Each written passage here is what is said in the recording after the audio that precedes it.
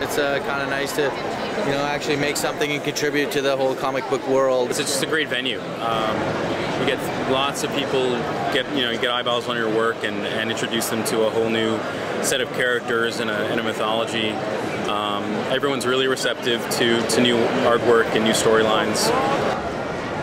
As crazy as Comic-Con can be, there are small moments where you can really connect with folks and introduce them to your work, and that's what makes it worthwhile.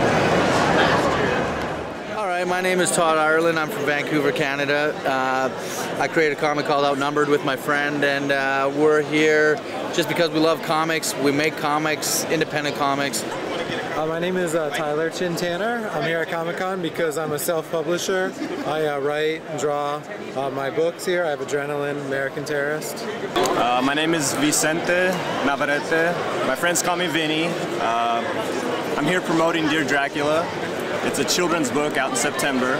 My name is Alexis Fajardo. I'm the creator of Kid Beowulf, and I am here to sell and promote my newest book, Kid Beowulf and the Bloodbound Oath. We have a lot of violence, drug use, swearing, all that kind of good stuff in our comic. It's about a group of teenage superheroes versus drug-dealing were-rats. So we really respect the independent spirit that allows us to have these sort of, you know, certain subject matter that doesn't have to be censored and things like that. That's why we go the indie route. I don't have a niche market per se. I'm not superheroes, not magic or fantasy. I pretty much just write the stories that I feel inspired by, which generally comes down to real people in unusual situations rather than unusual people themselves as far as like superpowers or magic powers. I'm really more of a children's book illustrator. I love, I love the innocence of storytelling and fun characters, and I like kids to learn things and to read and to not be afraid to, you know, to draw as well. I like kids that like to draw. In regards to censorship, it would have to be self-censorship. Simply because, you know, I want this to be accessible to as many readers as possible. So to get it into an all-ages bracket, you know, in the original epic poem Beowulf, there's a great scene where Beowulf rips off the arm of Grendel, the monster, and it's pretty bloody and gory.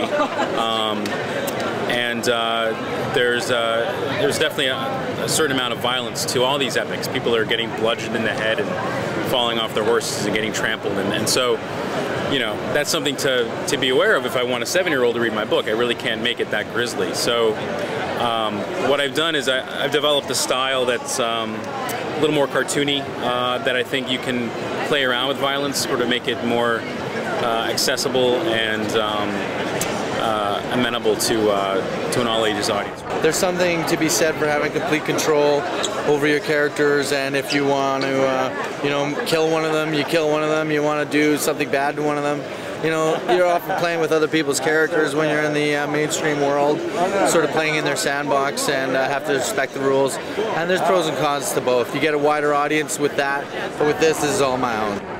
One of the reasons why I don't look for a publisher, I don't want an editor or a publisher or the company that owns the company to not want something in my book.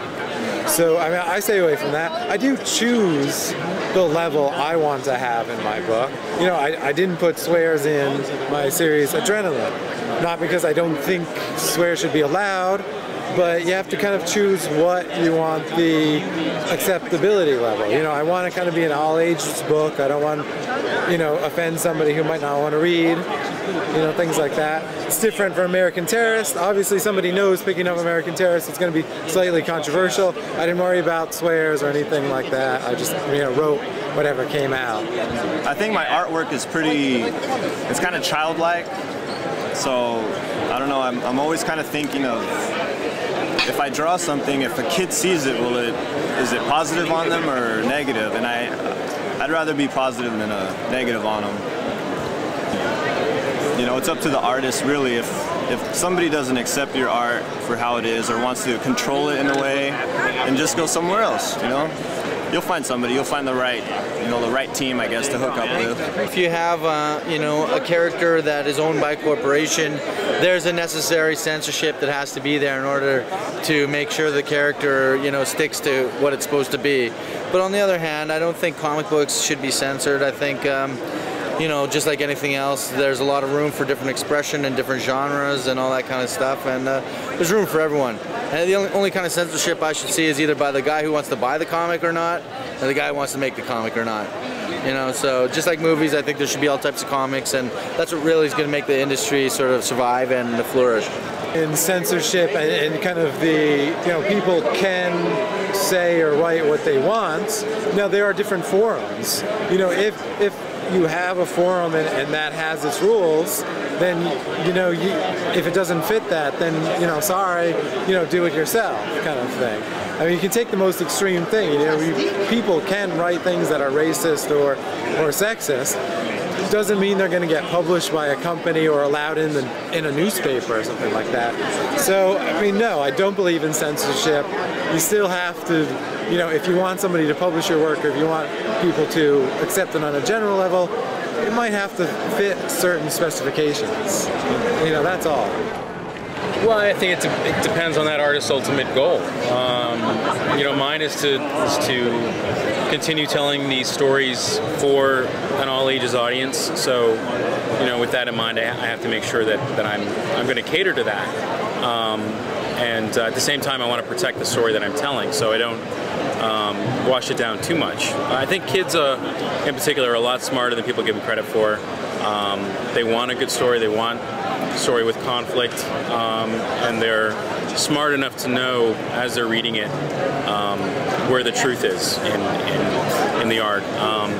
But for other artists, that they want to push the envelope and they want to see how far they can take something, and that's perfectly acceptable too. It's just be, I think, sensitive to those around you who may not have those same beliefs or want to see that depicted in an art form. But they certainly shouldn't be stopped from doing it, that's for sure.